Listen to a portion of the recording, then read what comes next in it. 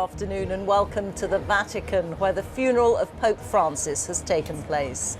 The man who led the Catholic Church for 12 years, steering it through a period of change and in some ways modernisation, died on Monday. Hundreds of thousands of people have paid their respects here in St. Peter's Square. Amongst them were heads of state and world leaders, including President Trump and President Zelensky, who met and spoke one-to-one for the first time since their argument in the Oval Office in February. Both sides said today's conversation was constructive and that their teams would have further negotiations later today. Well, we'll have more on that in a moment, but first, Joe Inwood reports on the funeral. Even for a pope defined by his humility, determined to be buried in a way that reflected the poverty of the people he served, there was no avoiding the grandeur of the setting or the history of this moment. Pope Francis had chosen a simple wooden coffin. And it was in front of this that world leaders, including President Trump, paused to pay their respects. They came from all over the world, not only Christian nations.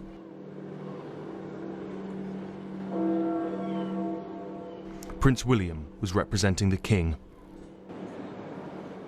The Prime Minister also paying his respects. There was a ripple of applause as President Zelensky of Ukraine appeared on the big screen. This was not a moment for politics, but reflection and remembrance. Next, the cardinals filed past. For the first time, the majority of these men who will choose his successor are non-European, a sign of the impact Pope Francis had on the Church.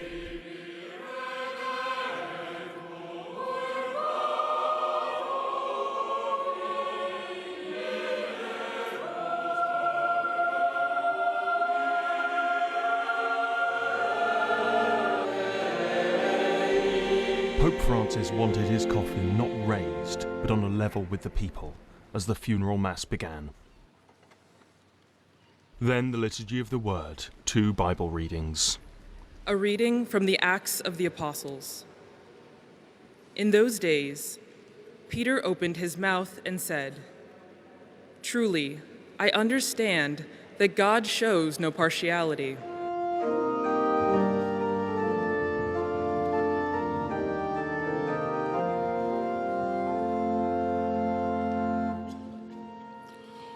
Dominus pascit me, et nihil mihi derit.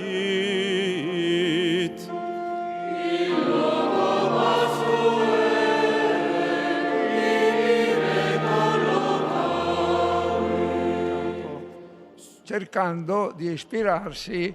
The service was led by the Dean of the College of Cardinals. È stato un papa. He was a pope among the people, with an open heart towards everyone. He was also a pope attentive to the signs of the times and what the Holy Spirit was awakening in the Church. With his characteristic vocabulary and language, rich in images and metaphors, he always sought to shed light on the problems of our time with the wisdom of the gospel.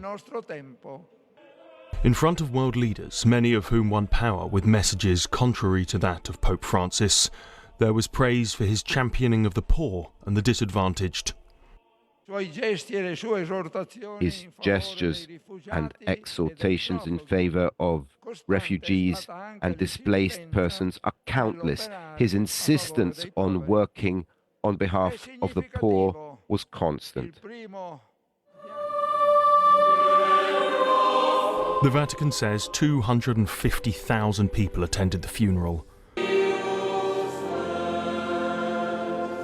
Many took communion, from the poorest to the most powerful.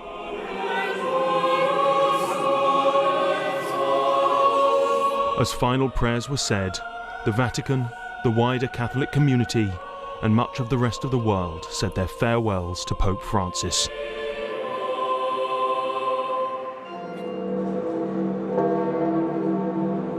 He passed through St. Peter's Basilica one final time, starting the journey across Rome to his final resting place at the Church of Santa Maria Maggiore.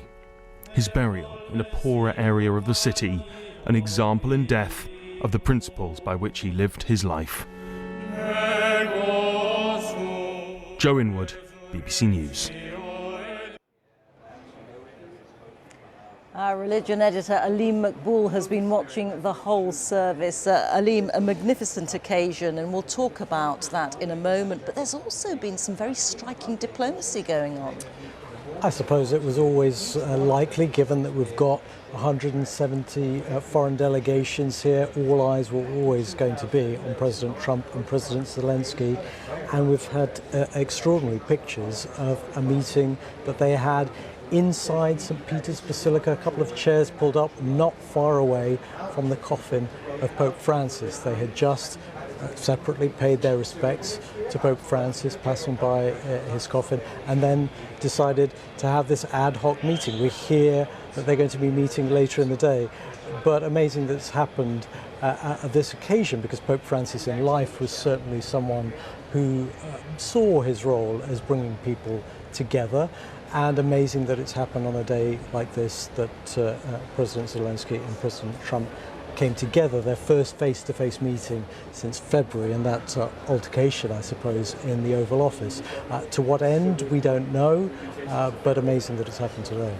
And as for the service itself, it was a spectacle, as it always promised to be. An amazing occasion in many ways, given the stage, as you say, it was always going to be that. And while it was marked by the departures, and that's what I was really fascinated by, the departure certainly through being driven on the Pope-mobile through the streets and having the public having the final goodbye, really, being taken to a separate place, because popes are usually buried in the crypt here at St. Peter's. Having the people have an opportunity to say goodbye like that, and for a group of homeless, of the poor and needy, greet him on the steps of the Santa Maria Maggiore Basilica, were incredible touches.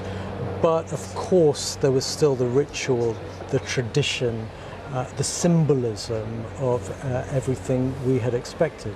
That's not to say that the public around here, and we think around 200,000 people were in the streets here, didn't make their presence felt and participated during the Mass. Aleem, thank you very much.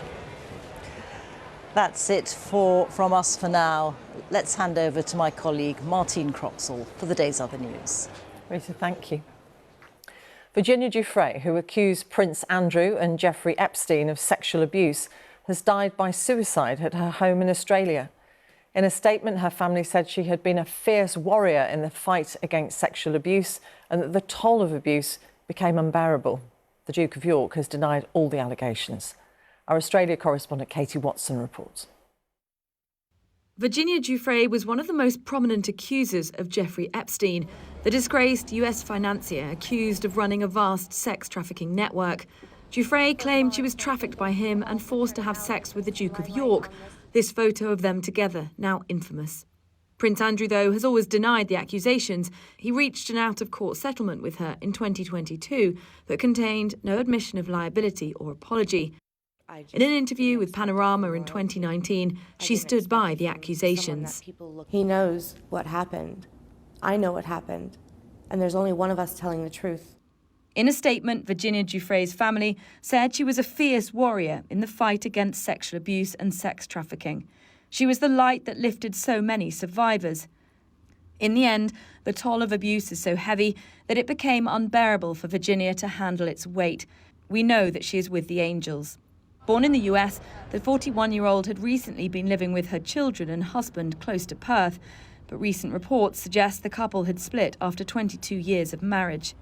Earlier this month, she posted on Instagram to say that she'd been seriously injured in a car accident, which her family later said she had not intended to make public. Local police later disputed the severity of the crash. Western Australia police say they are not treating her death as suspicious. Katie Watson, BBC News in Sydney. A Hamas official has reportedly said that the group is open to an agreement to end the war in Gaza, that would see all hostages released and secure a 5-year truce. A delegation is in Cairo for talks with Egyptian mediators to try to find ways out of the 18-month war. Earlier this month, Hamas rejected an Israeli proposal, describing it as partial. Let's go back to Rita now at the Vatican. Martine, thank you. The funeral of Pope Francis has just taken place here in St. Peter's Square, attended by 250,000 people, including world leaders, and watched by millions around the world. While Pope Francis's funeral was simpler than that of his predecessors, it was still a spectacle of ceremony and tradition under bright blue skies in Rome. We'll leave you this lunchtime with a few images of this morning's events. Goodbye.